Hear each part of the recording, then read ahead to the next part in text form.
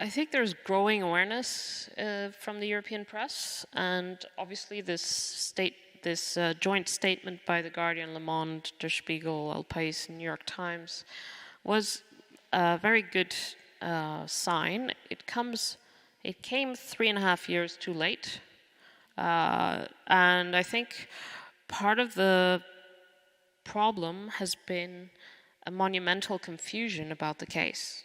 And that comes partly from the press itself, who early on was very keen to try to put a wedge between WikiLeaks and the rest of the press and say, oh, WikiLeaks is different, Julian's not a journalist, this and that.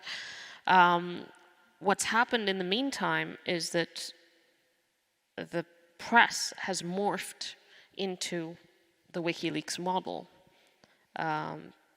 All what WikiLeaks pioneered with the anonymous Dropbox and the partnerships and encryption and so on, everyone has adopted, but because that was the only way to be able to conduct journalism in the internet age. So there's no meaningful, there never was, but there's no meaningful distinction. And then, of course, with the US case, the US case actually went after Julian and WikiLeaks as publishers. And I think the European media is somehow stuck in the mentality of 2010 when they didn't understand the technology. They saw Julian as a newcomer with strange techniques who was different. He was not part of the prestige media, and he was also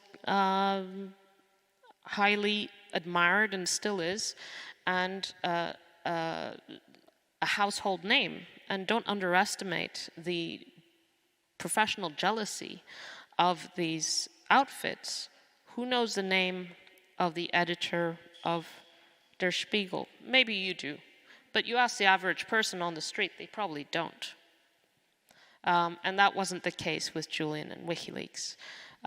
So the problem, I think, is partly this hangover of wanting to drive a wedge initially, and then a conceptual problem, which is that Julian has wrongly been described as a whistleblower.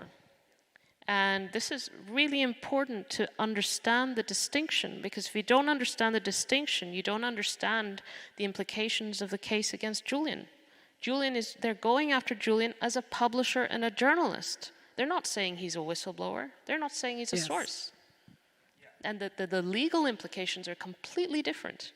And the joint statement by these 5 partners, the Der Spiegel and so on, is finally coming to acknowledge that they went after Julian as a journalist, and the implications, therefore, for press freedom, for their right to publish, sets a precedent for them.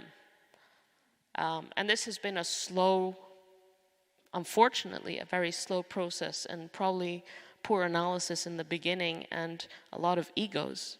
And the rest of the press in Europe, I think, is still slow to catch on this distinction.